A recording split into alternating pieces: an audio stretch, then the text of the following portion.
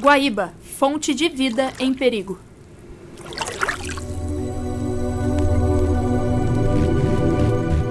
Há mais de 50 anos, o debate sobre a despoluição da região hidrográfica do Guaíba faz parte do cotidiano dos moradores de todo o Rio Grande do Sul. Apenas na região metropolitana de Porto Alegre, mais de 4 milhões de pessoas são abastecidas diariamente com água que sai direto do Guaíba e seus rios formadores. Contudo, até chegar ao seu destino, essa mesma água recebe poluição direta e indireta através de esgotos não canalizados, descarte de lixo incorreto e poluição industrial.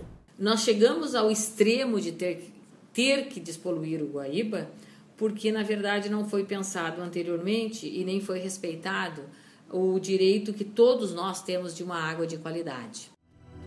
Com uma área de quase 500 quilômetros quadrados, correspondente à área da cidade de Porto Alegre, o Lago Guaíba integra a região hidrográfica do Guaíba. Essa região é formada por um total de 251 municípios, com uma população que equivale a 61% do número total de habitantes do estado do Rio Grande do Sul. Formado pelos rios Jacuí, Caí, Gravataí e dos Sinos, o Lago Guaíba é fonte de água e de alimento, além de ser ponto turístico da capital gaúcha.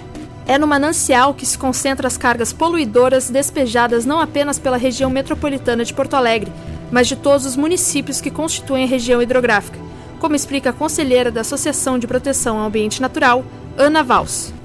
Desse território que envolve esses 250 municípios, tudo que cai dentro, as gotas de chuva que caem ali dentro, elas jogam tudo para dentro dos principais rios, né? Escorre para essas áreas que no final chegam aqui no delta do Jacuí, chega aqui pelo Gravataí, chega pelos Sinos, chega pelo Jacuí, né? Vem do Taquariantas, né? E vai chegando aqui tudo no Guaíba. Dos 27 arroios de Porto Alegre, o principal deles é o Dilúvio. Desde 2006, o Departamento de Esgotos Pluviais realiza a drenagem permanente do arroio Dilúvio. No percurso de seus 12 quilômetros de extensão, o Dilúvio é um dos maiores alvos da degradação ambiental da capital, como explica Ana Valls. O dilúvio é um curso d'água que nasce limpíssimo, cristalino, e que depois, pela mão do ser humano, ao longo do seu curso, né, ele acaba chegando até a parte mais central aqui pela Avenida Ipiranga, até chegar ao Guaíba. A gente vê que ele, na verdade, é um líquido sujo, completamente poluído. Para o biólogo Nelson Fontoura, especialista em ecologia aquática, a ocupação irregular dos arroios é um fator que contribui para a poluição do Guaíba. Esses arroios são frequentemente ocupados por uma população de baixa renda, com pouco acesso a saneamento e recolhimento de lixo. É uma população também com um nível de educação ainda precário, de forma que acabam lançando não apenas o esgoto, mas uma quantidade muito grande de lixo para dentro dos corpos d'água e eles acabam desaguando no Guaíba. As ações de limpeza dos arroios na região metropolitana envolvem aproximadamente 4 milhões de reais por ano. A instalação de uma barreira ecológica ao longo do curso desses arroios seria uma das iniciativas que vem sendo avaliadas pelo DEP para reduzir os índices de poluentes que chegam até o lago. Contudo, Carlos André Bulhões, doutor em planejamento ambiental, alerta que o problema deve ser encarado como relação de causa e efeito, e não o contrário. O correto, segundo ele, seria atacar a produção dos poluentes paralelamente às ações de inibição de ação desses poluentes no lago. De nada adianta investir em estratégias de contenção se o lixo continua sendo produzido. 25 anos vezes 8 milhões por ano dá 200 milhões de reais nesse período. Ora, mas se tem lixo e sedimento lá dentro do meio do dilúvio é porque tem alguma coisa produzindo. Então, na técnica de engenharia mais apropriada seria tratar as fontes desse problema, não o efeito. No longo prazo, isso é longo prazo, é uma opção política, daria mais resultado do que gastar todo ano. Então eu digo que nesse exemplo que eu dei, assim como uma barreira ecológica, é quase que enxugar gelo. Essa grande carga de poluição afeta o ecossistema do lago de maneira peculiar. Os impactos podem ser negativos, como no caso de espécies de peixes e moluscos, mas também positivos, como nas bactérias, conforme aponta o biólogo Nelson Fontoura. A diversidade de fauna no Guaíba é bastante expressiva. Ela tem uma distribuição que vai desde de Itapuã até o Delta, sem variação significativa com relação à abundância ou diversidade até o ponto que nós observamos. Existem, por exemplo, espécies que dão mais próximas justamente em áreas onde a poluição é maior, enquanto que outras espécies dão em áreas onde a poluição é menor. A poluição do Guaíba começou a se tornar crítica a partir dos anos 70. Antes disso, o lago era balneável e atraía muitos banhistas, como lembra Jureni Terres, de 75 anos, moradora do município de Guaíba. Na minha infância, o rio Guaíba era bem limpinho. A gente lavava roupa no rio, pescava do rio, se comia peixe que dava no rio. Tinha praias de veraneio, Alegria, Florida, tudo era cheio de banhistas, era uma maravilha. Vinham as pessoas de outros lugares, passavam o veraneio todo na praia, era tudo limpo, toda a cidade era limpa, e principalmente o rio. Quem vive da pesca também se encontra cada vez mais prejudicado pela poluição. Convivendo diariamente com a situação na região pesqueira da cidade de Guaíba, o pescador Neri Pacheco, de 63 anos, conta como é a realidade de quem depende do lago para a geração de renda. Antigamente era bom. Quando eu comecei a pescar, porque eu sou filho de pescador, meu pai criou 14 filhos só com peixe. Então é falecido. E aí agora ficou os filhos. Então os outros pararam de pescar e eu continuo. Até quando der, mas tá muito ruim. Quando dá chuvarada, enchente, enche de cisco. E aqui também, por causa dessa fábrica, e terminou o nosso peixe aqui. Então não existe mais. Para o engenheiro responsável pelo plano de bacia do Lago Guaíba, Sidney Agra, um dos principais impactos da poluição para os pescadores é a escassez do pescado. Essa excessiva carga poluidora ou essas outras práticas nocivas à qualidade ambiental da bacia podem fazer sumir o peixe, né? O peixe, ou pelo menos aquelas espécies mais sensíveis, que são muitas vezes de maior interesse econômico, né? Algumas outras espécies sobrevivem, continuarão aí, mas nem sempre serão as mais interessantes do ponto de vista do retorno financeiro para a categoria. Então, esse é o principal impacto de não se promover a recuperação, é de fato se extinguir determinadas espécies de peixe no lago. Na Ilha da Pintada, a situação não é diferente. Para tentar contornar o problema, a Associação dos Pescadores, que conta com 1.300 membros, realiza a pesca ao lixo. Durante o período do defeso, a pesca é proibida por lei para a reprodução dos peixes. É nesse intervalo, entre os meses de novembro e fevereiro, que os pescadores percorrem as margens do lago, recolhendo aproximadamente 25 toneladas de lixo. A iniciativa tem o apoio da Concepa e Sulpetro, que contribui com óleo para os 150 barcos que participam da ação, sacos de lixo e cestas básicas para os pescadores envolvidos. Segundo o presidente da Colônia dos Pescadores, Vilmar Coelho, a falta de atenção do governo com os problemas enfrentados pelos pescadores prejudica ainda mais quem precisa que as condições do lago melhorem muito para que a atividade seja mantida. Só que tem uma coisa, não tem um apoio do governo. Ninguém ajuda em nada. Se quiser fazer, que faça, que se vire. Até agora que prova o contrário, o governo não está muito preocupado com o pescador. Sidney Agra afirma que no plano de despoluição existem programas de ações para atender as comunidades pesqueiras. Conjunto de ações, um programa específico que foi proposto que visa harmonizar o convívio, né, dessa categoria, desses pescadores, com os demais. É uma categoria que também sofre muito o impacto, principalmente Outro agravante para a situação das águas do Guaíba é a poluição industrial. Casos de vazamento de substâncias químicas de fábricas ainda são recorrentes na região metropolitana.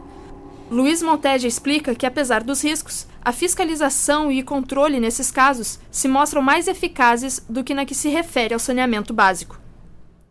Poluição industrial, né, ela consegue ser, digamos assim, atacada de uma maneira mais direta através dos órgãos ambientais.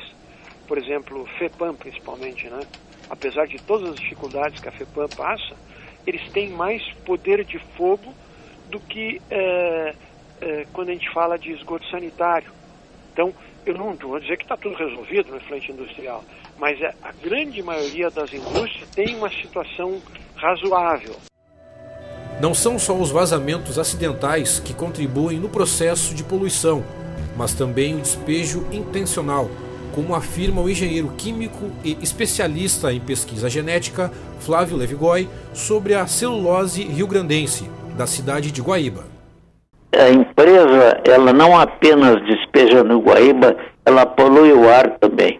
Há muitos anos que eu venho estudando isto. Em primeiro lugar, a firma já teve vários nomes. Já foi Klabin, já foi Riocel, atualmente é CMPC, mas está no mesmo lugar, com as mesmas instalações, quadruplicou a produção praticamente e com isto o impacto ambiental também foi ampliado. Depois de anos de pesquisa, Levigói alerta para o número de poluentes liberados pela empresa. Eles despejam o que eles produzem, quase tudo é decomposto, mas não tudo. Organoclorados mutagênicos e cancerígenos, até 180 toneladas dia. Cloreto de sódio, quase 30 toneladas diárias. Despejo também de sulfetos, quase 18 quilos diários. Fenóis, quase 5 quilos diários. Mercúrio total, até 790 gramas por dia. Dioxinas são substâncias extremamente tóxicas que, em quantidades ínfimas, poluem e são cancerígenas. Na opinião do professor Monteja, a prioridade permanece sendo o saneamento básico, através da estruturação da rede coletora de esgoto que deveria ser pensada antes da cidade ser habitada, para evitar danos ao meio ambiente. O grande problema de Porto Alegre agora, que é um grande desafio, seja lá para quem for, para a DEMAI, para a DEP, eu acho que ele diz que o desafio é mais na mão do DEMAI, que é a implantação de redes coletoras de esgoto sanitário. Aí está o grande problema. E talvez isso leve mais algum tempo. O grande problema é que Porto Alegre, onde está a base de toda a questão? As cidades, para serem ocupadas, veja só o desafio, deveriam receber toda a sua infraestrutura antes dos moradores e das atividades comerciais, eventuais atividades industriais, se instalarem nessa cidade, nessa área urbana. Com o objetivo de ampliar a capacidade de tratamento de esgoto da capital, a Prefeitura de Porto Alegre desenvolveu o Programa Integrado Socioambiental. Com a inauguração da estação de tratamento da Serraria, em abril de 2014, a quantidade de esgoto tratada na capital gaúcha subiu de 27% para 50%. O engenheiro Sidney Agra fala da importância da iniciativa da Prefeitura e do apoio do governo federal para o sucesso do programa socioambiental. Com o apoio do governo federal, no que se refere a recursos financeiros, mas por iniciativa da Prefeitura de Porto Alegre, independente de governo, né, foram vários os prefeitos nesse período, ter conseguido implantar o PISA, aquela ET na Serraria, ampliando aí a capacidade de tratamento do esgoto de Porto Alegre de cerca de 20% para cerca de 70%, talvez 80%. Junto a isso, a ET Sarandi, que também já está operando na vertente da Bacia do Gravataí, são as principais boas notícias no que se refere à remoção de cargas poluidoras na Bacia do Lago. Apesar de todo o processo de tratamento do esgoto, a água não fica completamente limpa, como observa a conselheira da Agapan, Ana Valls. Tem determinadas substâncias químicas que elas não vão desaparecer com o tratamento. né? Nós temos aí substâncias químicas que vão passar por um processo de tratamento do saneamento, mas vão continuar na água. Elas vão passar, que é a questão das substâncias químicas, aquilo que a gente chama do veneno agrícola ou dos agrotóxicos. Flávio Levigói alerta que mesmo que as quantidades de poluentes na água sejam pequenas, o contato a longo prazo pode causar complicações para o ser humano, mesmo após passar pelo sistema de tratamento do DEMAI. As estações de tratamento não eliminam todos os resíduos, mas a água potável contém pequenas quantidades. São quantidades que na água que a gente bebe são bem pequenas, mas estão ali. É a razão pela qual é importante que a gente filtre a água que toma, porque essa água que vem do DEMAI, ela tem esses poluentes. Poluentes estes que podem causar problemas de saúde, como explica Levigói. Elas podem acarretar, em geral, o sistema cardiovascular. Elas podem causar problemas cardíacos, problemas renais também. Tudo isso é afetado por essas substâncias tóxicas em pequenas doses. Toxicidade crônica, né? Que pequenas doses diárias. Isso é um assunto que se reflete em atendimentos, internações hospitalares, em estatísticas de saúde.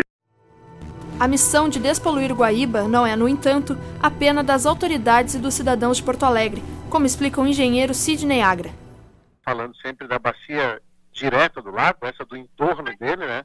Mas é preciso levar em consideração que parte da carga poluidora que chega ao lago é oriunda dos seus rios formadores, principalmente o Rio Gravataí e o Rio dos Sinos.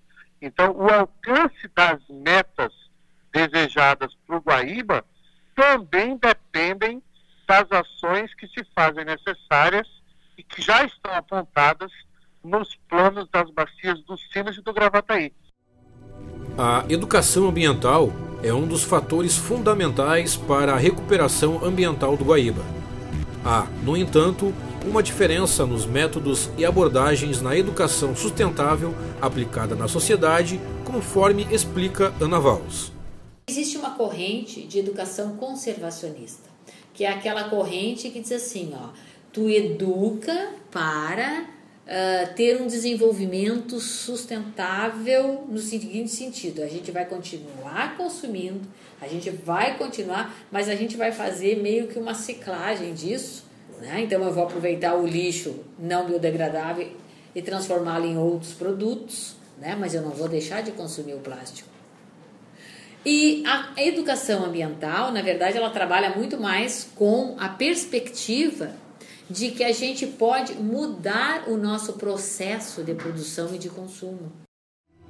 Atualmente, diversos programas e projetos trabalham com a educação e conscientização ambiental. Um desses programas é realizado pela equipe de educação ambiental do DEMAI, coordenado por Gustavo Hack, que promove ações para estimular práticas ecologicamente responsáveis por parte dos cidadãos.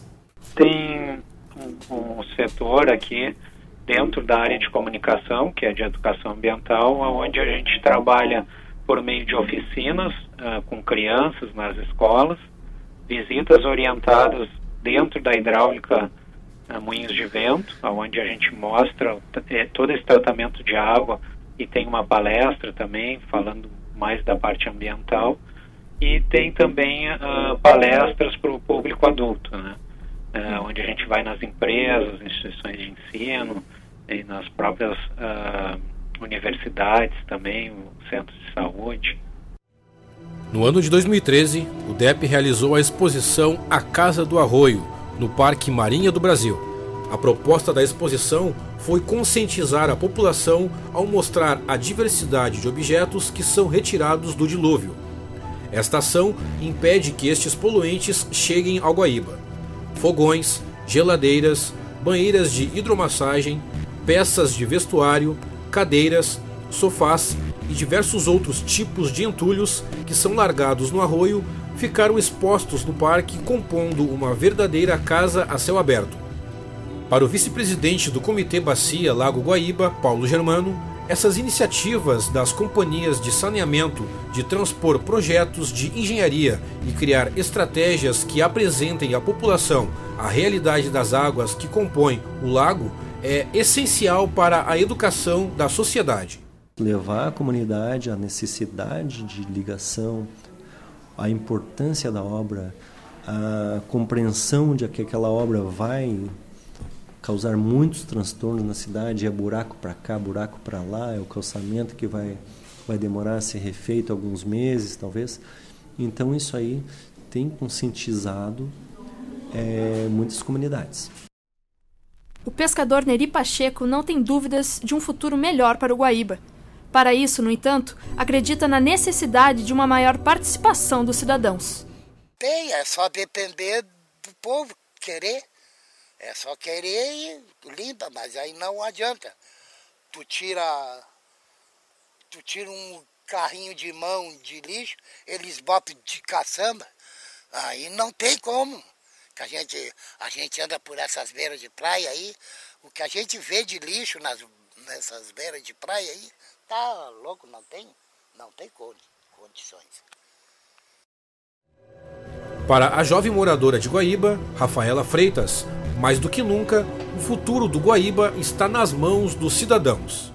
A gente tem que tomar consciência, o ser humano precisa de mais consciência, cuidar mais do nosso planeta, porque os únicos prejudicados são a gente mesmo.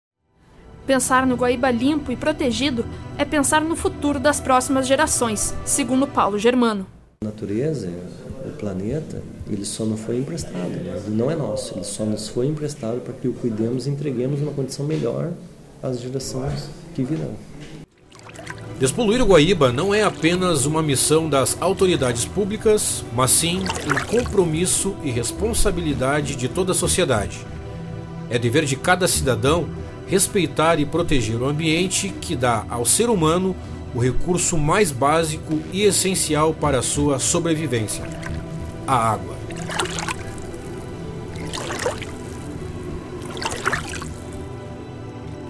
Guaíba, fonte de vida em perigo. Apresentação: Leandro Osório e Luísa Guerin. Produção: Ana Paula Silva, Fernanda Lacruz, Isabelle Silva, Leandro Osório, Luísa Guerin, Mariana Catalani e Marisol Cooper. Técnica: Vinícius Farias. Supervisão: Roberto Vilar Belmonte.